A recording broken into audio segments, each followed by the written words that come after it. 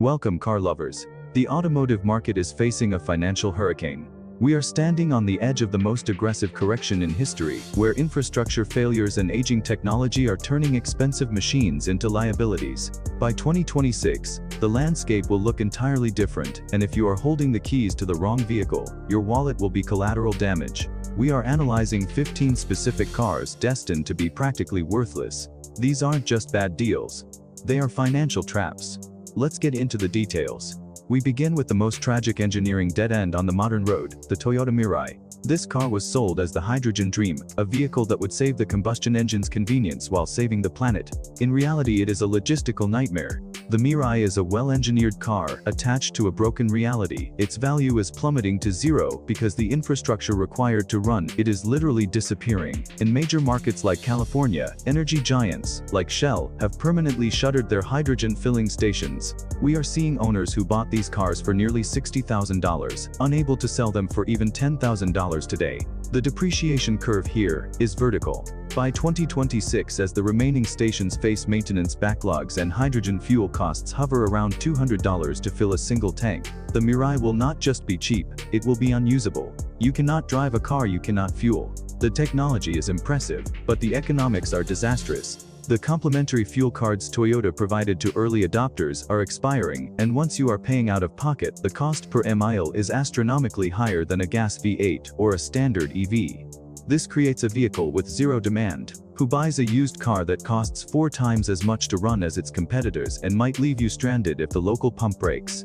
By 2026, the Mirai will be a museum piece, a reminder of a bet that did not pay off. The used market value will effectively be scrap value because a car without fuel is just a heavy paperweight. Verdict: broken infrastructure guarantees zero resale value. Avoid at all costs. From the failure of fueling infrastructure, we move to the failure of charging standards with the Nissan Leaf.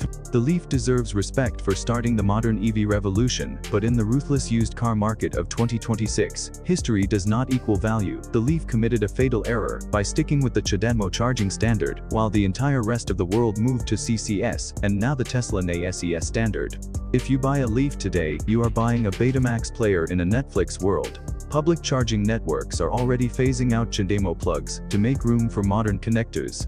By 2026, finding a fast charger for a Leaf will be a scavenger hunt, leaving you tethered to home charging only. Beyond the plug, the Leaf relies on air-cooled battery thermal management.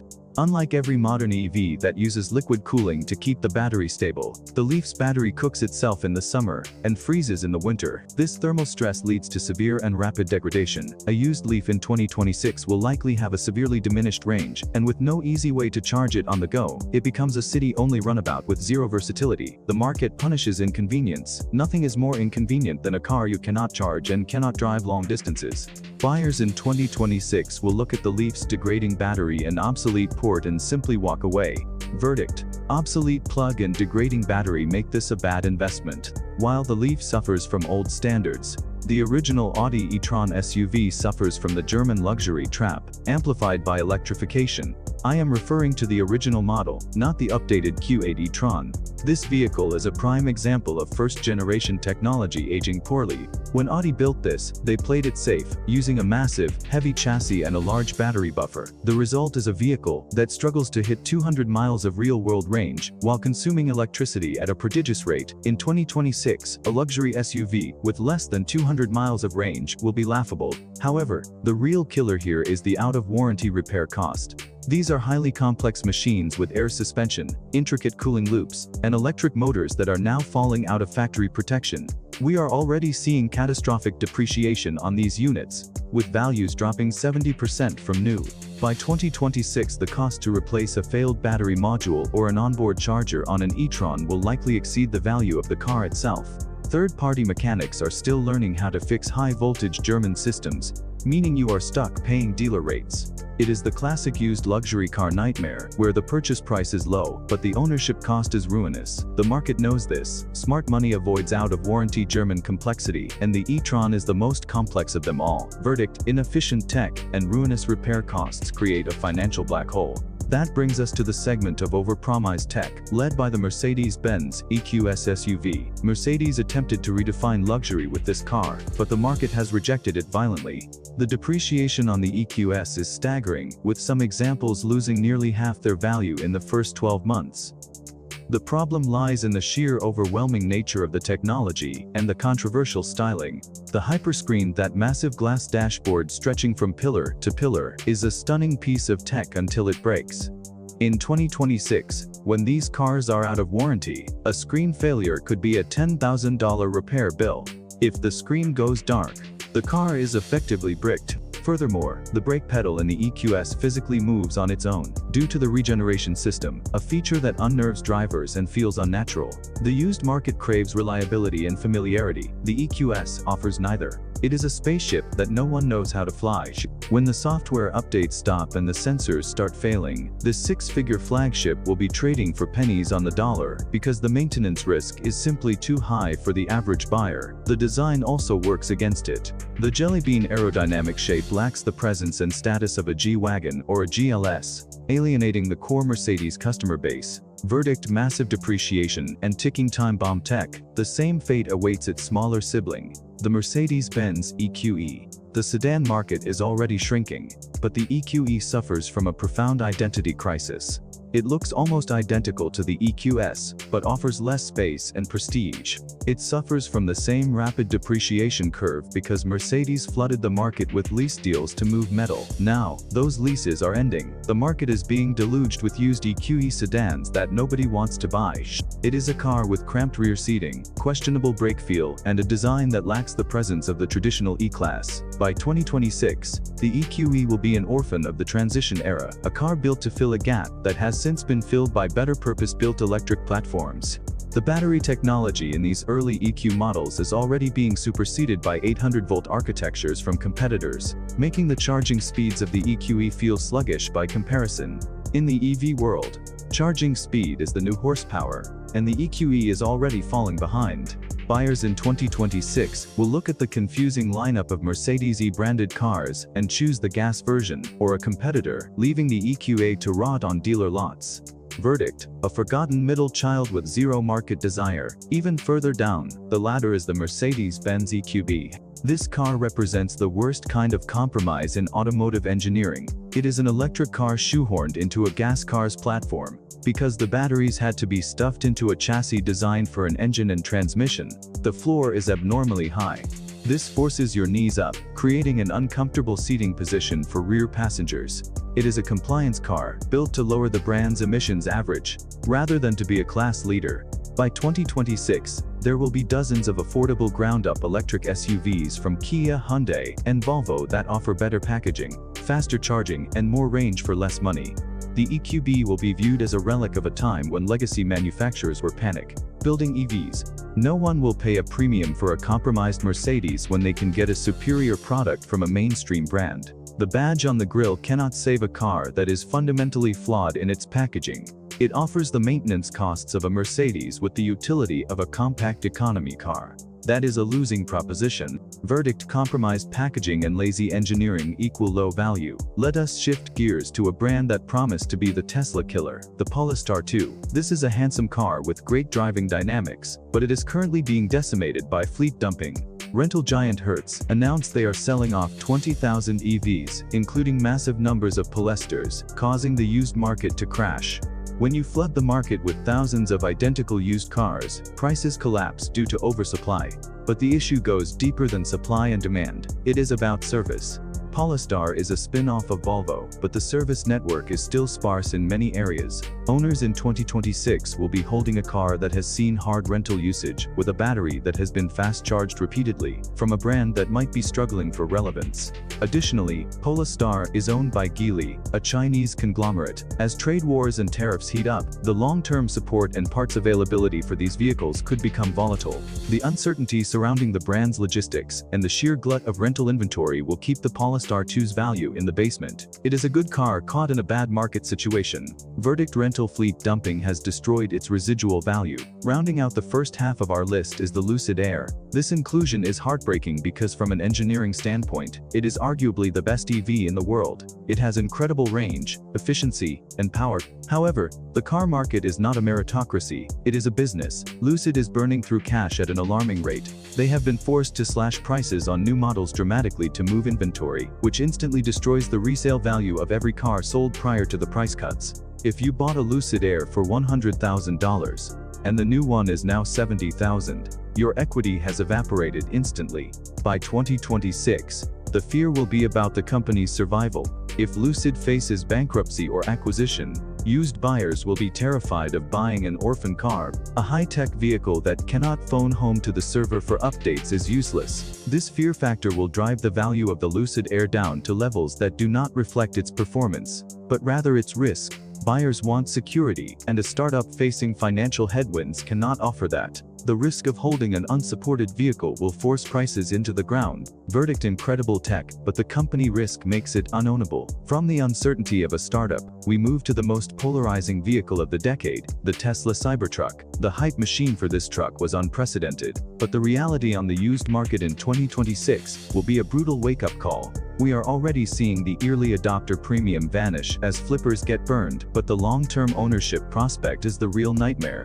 The Cybertruck is built using massive stainless steel panels and gigacastings. While this sounds futuristic, it is a collision repair disaster. If you dent a standard F-150, you replace a panel. If you damage the casting on a Cybertruck, the vehicle is often a total loss because the structure cannot be straightened. Insurance companies are already reacting to this with sky-high premiums, and some carriers are refusing to cover them altogether. By 2026, finding affordable insurance for a used Cybertruck will be nearly impossible. Furthermore, the truck's 4,680 battery cells have not delivered the charging speeds promised, often throttling speeds halfway through a session.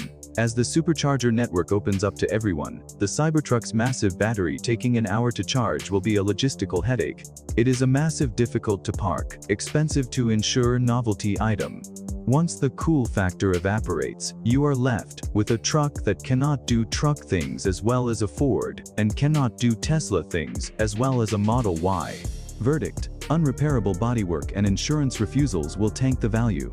Nissan makes another appearance on our list with the Ariya, a car that proves that in the automotive world, timing is everything. This was supposed to be the brand's redemption arc after the Leaf, but it arrived years late and thousands of dollars too expensive. The Ariya is a competent car, but competent does not hold value in a saturated market. It launched right into the teeth of Tesla's global price war, forcing Nissan to slash prices on new units just to move metal. When a manufacturer discounts a new car by thousands, the used value of existing units drops by that exact amount instantly. But the technical flaws will hurt it most in 2026. The Ariya uses the CCS charging standard, just as the entire North American industry shifts to the Tesla NOx standard. While adapters exist, the Ariya's battery preconditioning and software are not optimized for the Tesla network, meaning slower charging speeds and handshake errors. Compared to the Hyundai Ioniq 5 or Kia EV6, which charge twice as fast thanks to 800-volt architecture, the Ariya feels sluggish and outdated. It lacks a frunk, it lacks one-pedal driving in some modes, and it lacks a unique selling point. In 2026, buyers will see a slow-charging, adapter-reliant EV with no prestige, and the price will collapse to reflect that lack of desirability. Verdict: outdated charging tech and zero competitive advantage. Volkswagen's ID.4 is a prime example of how cost-cutting destroys long-term value. This car was built to a price point, and it shows the most glaring issue is the software. Since launch, the ID.4 has been plagued by infotainment screens that freeze, go black, or reboot mid-drive. While Volkswagen pushes over the air updates, the underlying hardware in these early models is underpowered and laggy. In 2026, a sluggish, glitchy screen is a deal-breaker for used buyers who live on their smartphones, but the physical interface is worse. VW replaced physical buttons with non-illuminated capacitive touch sliders. Trying to adjust the volume or climate control at night is a guessing game that infuriates drivers. Mechanically, the ID.4 uses drum brakes on the rear wheels, technology that was standard on budget cars in the 1980s. While VW claims it is for efficiency, to a buyer in 2026, it looks like cheapness. There is also a massive glut of off-lease ID.4s hitting the market because they were practically given away with low lease rates. When supply exceeds demand this heavily, values have nowhere to go but down. It is a commoditized appliance that will be relegated to the bargain bin. Verdict: cheap build quality and hated user interface kill the resale potential. Let us move away from pure EVs to a hybrid mechanical disaster. The Jeep Grand Cherokee 4Z and the Grand Cherokee L. Jeep attempted to push up market with these vehicles, charging luxury prices for a product that lacks luxury engineering. The 4xe plug-in hybrid system is notoriously complex and problematic. Owners are plagued by the form issue, fuel oil refresh mode. Because the gas engine doesn't run hot enough in cold weather, fuel dilutes the oil, forcing the engine to run constantly to burn it off. This defeats the entire purpose of owning a hybrid. You are paying for a battery you cannot use. Furthermore, when the battery is depleted, the 2.0-liter turbo engine struggles to haul the massive weight of the vehicle, resulting in a loud, unrefined driving experience that feels nothing like a $60,000 car. The L version, the 3-row model, has faced severe quality control issues, from water leaks in the cabin to electrical gremlins in the safety systems. By 2026, as these complex powertrains fall out of warranty, they will become financial time bombs. No independent mechanic wants to touch a complex Stellantis hybrid system, forcing you to the dealer for expensive repairs. The market knows this, and the depreciation is already reflecting it, with values dropping faster than almost any other SUV in its class. Verdict: engineering flaws and engine issues make it a liability. The Alfa Romeo Stelvio is a car that seduces you with its driving dynamics and then breaks your heart with its ownership experience. It is built on the Giorgio platform, which cost billions to develop and drives like a Ferrari.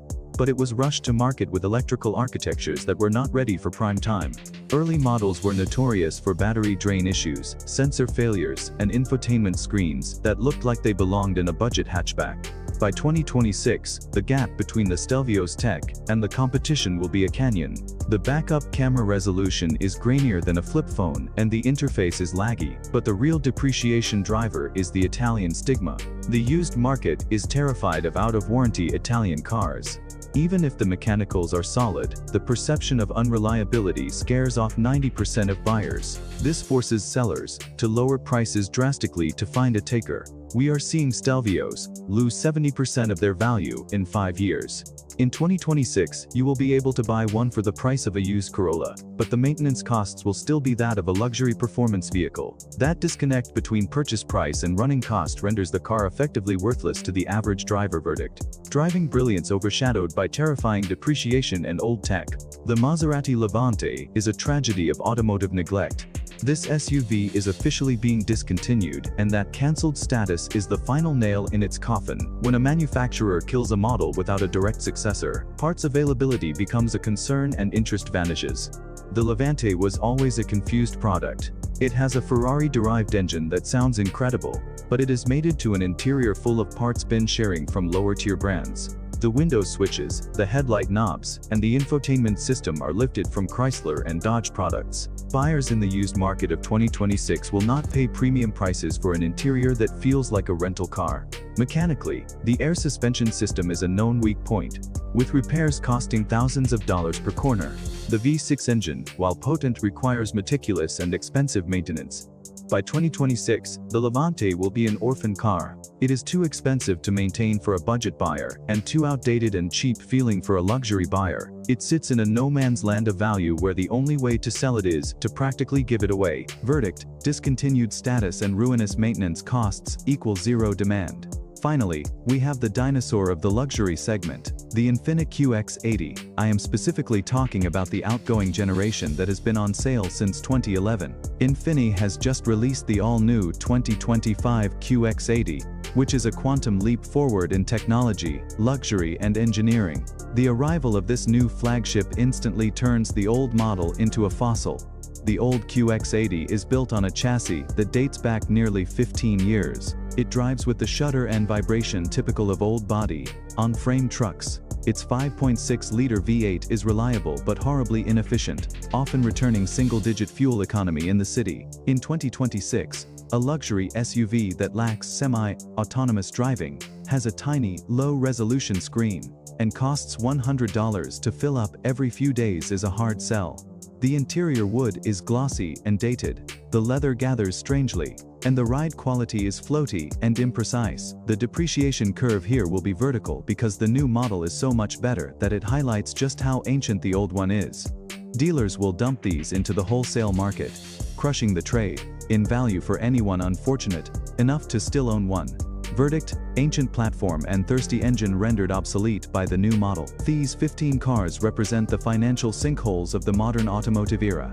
They are the victims of a ruthless transition where technology is moving faster than product cycles can keep up. Whether it is a hydrogen car with no fuel source, an EV with an unrepairable body structure, or a luxury SUV with a grenade for a hybrid system, these vehicles are destined for the bottom of the value charts. In 2026, the smart money will be on updated platforms, standardized charging ports, and brands that stand behind their engineering. If you are leasing one of these, count your blessings and hand the keys back at the end of the term. But if you are planning to buy and hold, you need to look elsewhere. The market is unforgiving, and these cars are about to be left behind. Do not be the one holding the title when the value hits rock bottom. Subscribe to the channel so you can stay ahead of the curve, protect your wallet, and drive smart.